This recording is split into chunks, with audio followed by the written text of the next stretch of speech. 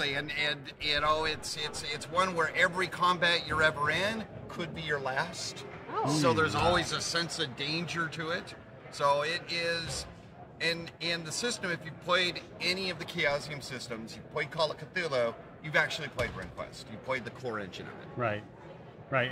BRP makes the backbone up, Yep. And I think the thing that's great about the current rev of it that we're playing is, I think the passions that come into play are a big part of how characters are molded and shaped through. I love the character creation in RuneQuest. I think it's fantastic. It starts by figuring out who your grandparents were. Oh.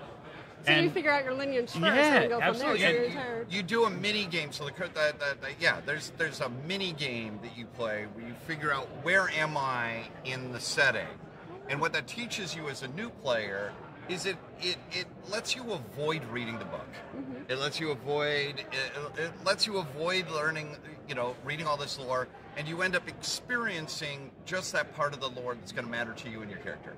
Oh, that's very clever. I love that so much. It's a great way to learn the game, and the great part about the great experience we had in the show was almost all of the players were completely new to RuneQuest. Now, they're not new to gaming, they're not new to fantasy gaming, they're not new to sword and sorcery gaming, but they had never sort of bit into Glorantha and figured out where they landed. And we've had an exceptional, not only learning experience, but gameplay experience, because through Andrew's amazing writing for 6 seasons, we closed the camera lens down, so we don't have to look at 40 years plus of lore when it comes to a setting. Mm-hmm. We can just take little bites, and you're just in this veil, and you're there, and you walk through their lives. They get to initiate and into cults. They get to grow up from being kids to being seen as adults. Well, exactly, and one of the things I love, Glorantha is the setting for RuneQuest. It's a fictional world, and is an amazing literary creation in its own right. But it is, if you kind of imagine most fantasy settings, you're kind of a little bit of a mashup of here's a little bit of Tolkien, here's here's a little bit of merry old England, and maybe we'll throw in a few nods to Michael Moorcock, and that's pretty much on most fictional settings. Glorantha is an exploration of mythology from the point of view that mythology is something real and valuable. So you very quickly start, when you're playing your character, you very quickly start interacting with the setting and your other characters in the mindset of somebody in the ancient world, right? Which is a wonderful thing, where people will have lengthy discussions. Last night we had a game and somebody failed their honor roll, and somebody else criticaled their honor roll, and they had a big in-character discussion about, well, is it honorable for us to kill this horrible Tusk Rider, right? This bandit, part troll, part human, and his little band killed a whole bunch of innocent people in a village, and they beat up the Tusk Rider, took one captive, and then, well, what do? We can't have a prisoner. Do we kill him? Yeah. Do we let him go? Oh, wow. And we had this great, well, what is honor?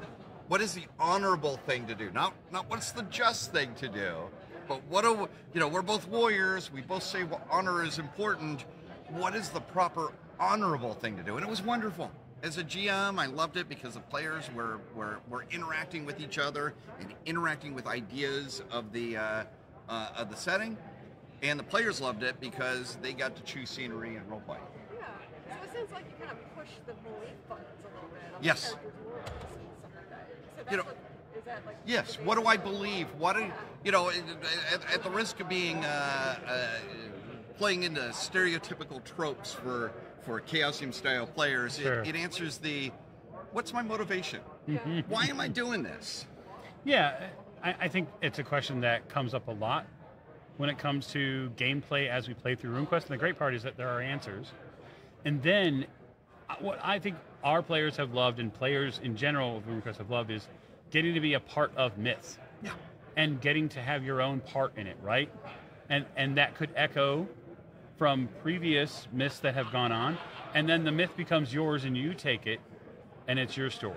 Yeah, and remember, all mythology is stories. I mean, it's literally, that's the etymology of the word myth, is story. And so whenever, at a certain point, whenever we're playing role-playing games, we're creating our own mythology. There's a mythology in every game. What's neat about RuneQuest is it's very explicitly that, as opposed to, oh yeah, isn't that interesting? I haven't thought that every time we go into a dungeon, isn't that just a variation of Gilgamesh going down into the underworld, Certainly. or a variation of Theseus and the Minotaur? Right. Right. That's a classical mythological archetype, which I'm here at Gamehole. I can see about 6,500 people reenacting a variation of that archetype. What's neat about Glorantha is that's very explicit in the setting. So it's a blast. You should try it out. I want to now. Goodness Well, gracious, you guys sold me on it. As a cast member, you'll certainly get an opportunity to. I'm sure we'll be playing more RuneQuest on the show as the popularity of our work in 6 seasons has continued to grow. It means that when we get feedback about shows that we play, that people like that, they want more of it. I mean, I get regular messages, Jeff. You need to play more RuneQuest. So that is a feedback that we'll listen to, and certainly we'll get a chance to do some stuff. Maybe we'll go east, maybe we'll go north. I think another great part about what the community offers too is that there are a lot of people who have loved this setting for decades, and now with the Johnstown Compendium that's been out for a while, they have an opportunity to give back. Yes. Right? And some of these creations are amazing. Oh, absolutely. Absolutely. Amazing. Just the Ships and Shores book comes to mind. All the material for Martin Helston is Yeah. just amazing. And again, it's done on their dime. It's their product, Yep. and it's their take on this amazing setting. Greg and I used to joke that Glorantha and RuneQuest, it's kind of the velvet underground of the gaming scene, right? You can't go very far in this industry and talk to a designer that hasn't been heavily influenced by RQ. I mean, Mike Merles, 5e, currently working on RuneQuest as Right. part of Chaosium. Jonathan Tweet, he wrote several of the scenarios for RuneQuest 3rd edition, and one way of looking at Ars Magica original was that was a love letter to the RQ sorcery system. Sure. Mark Reinhagen, the whole, all of the different clans of the Camarilla are conceptually, they're the same as the cults from Cults of Prax, right? It's this game that has influenced so many other games. Yeah, many of the writers and producers and game creators for Skyrim played RuneQuest. Oh yeah, Uncle Ken. Yeah, you bet. But that's why when people play, that's a lot of the analog that I give people when we sit down and talk RuneQuest. I say, have you played Skyrim? I've watched people play Well, Skyrim, sure. yeah. Then some of the tones, not all of them certainly, but some of the tones you get, everybody has access to rune magic. That's also true in RuneQuest. And so there's a huge part that's already part of the zeitgeist, and you just have to sort of focus the lens in a different way and play RuneQuest like that. That's pretty far out. So I got a chance to pick up this amazing book, Dragon Pass, just yesterday.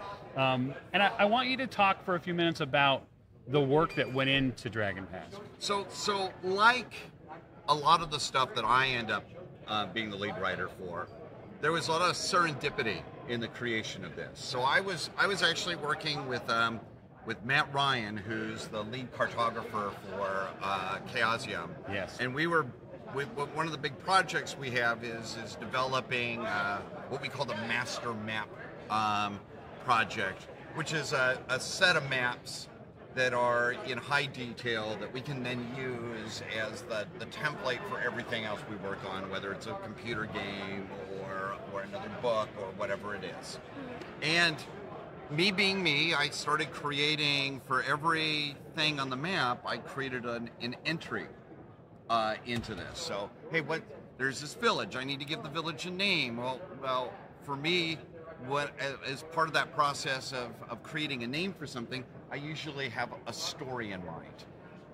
And then there's all the things that Greg had already created in this. And so I, of course, kept those in. And pretty soon I had, 100+ pages of entries, kind of the what is this place? What's the kind of story why would this place be of relevance for my player characters?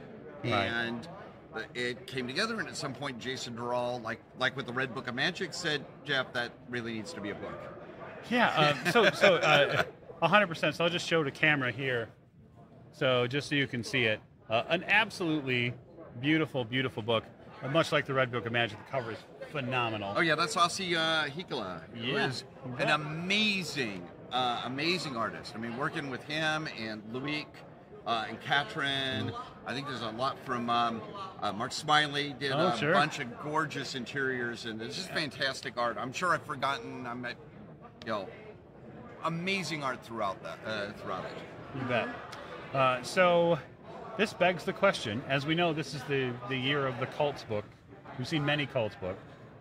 So I want to know, when we get our hands on, say, perhaps the Solar book, perhaps other things? Solar book, I was just looking at the proofs earlier this morning. So, everything I'm always very reluctant to get a date until the book actually has shown up in the warehouse, and not just our U.S. warehouse or our Polish warehouse, right? But in the UK, in Australia, and that's a really tough, especially in the modern world. That is a really tough process for a small company like Chaosium to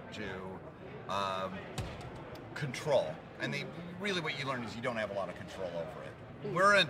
We're unusual in the gaming industry in that we are as much a UK European company as we are a US company. Yeah. Right? So most game companies are one or the other. So they have a single central warehouse, and it's fairly easy to control the variables on one. We have 4 warehouses in 4 different countries. And of course, always trying to deal with,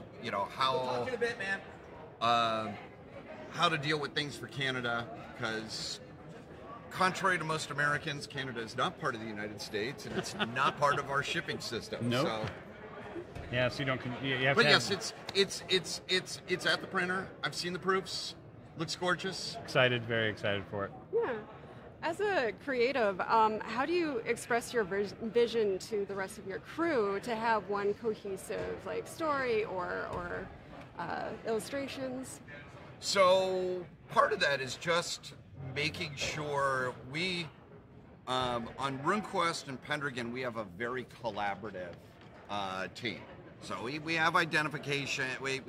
There's certain things where part of my function is as a continuity director, right? To make sure that lore and information and storylines stay consistent from edition to edition, stories to book to book. But we work in a very collaborative and open manner, so it's very easy for people to have a to and fro on that creative process, and then can go in and go, okay, this is great, this is a great storyline, but we have established, okay, this is the timeline of major events here. Mm-hmm. How do we weave this story into that? And it's a lot easier to do in with a collaborative process than it is with the mad genius going into their, going in and trying to write it all themselves. I gotta believe, though, it's gotta lead to elements where someone will present a story or a piece that they want to have in a book, and there's gotta be a part where someone goes, well, right, but this is going on at this time, and this is gonna happen in the next 2 seasons here, so this is how this scenario could potentially play out given all the factors Yeah, we talked it about. happens all the time. And so one of the things I love about Glorantha is it's a dynamic setting, right? Stuff is going on. There will be things. I mean, you can, as a game master and players, you can make it not happen, or you can change what the events are. That's all fine. Well, because it's your game, right? You can do whatever you want with your game. Yeah. But the setting is constantly in motion and changing, and as a result, there's a greater degree of believability. And it's frankly easier for game masters to get the players involved in changing the setting and making the setting their own if you're not making them responsible for all change to the setting. Yeah. Right? Because that's a lot of responsibility. Yeah. It's and I one of our other games, which I would be remiss not to mention. Go ahead. King Arthur Pendragon. Now, just so you're aware, Mark Morrison was here yesterday and talked a bit about Pendragon, but please add to it because one of the amazing things about Pendragon is there's a big story, right? You got Arthur, you got Guinevere, you got the Knights of the Round Table, you're gonna have Modred go in, and we all know that the main elements of all that story, we all know. That there's going to be this love triangle between Arthur, Lancelot, and Guinevere, right? That's key to it. And it doesn't, knowing that doesn't change how exciting that story is as a player or a GM. It actually makes it easier for you to interact with that setting. The fact that it's established that that's going to be there, and it's one of the things I try to keep in RuneQuest. And there's a weird. I find it weird. I can see their point, but there is, within some parts of gamer fandom, there is a great suspicion of there being any sort of bigger plot than what the players are responsible for. And my experience on that in 40 years of gaming is most players and most GMs don't want the responsibility of being Arthur.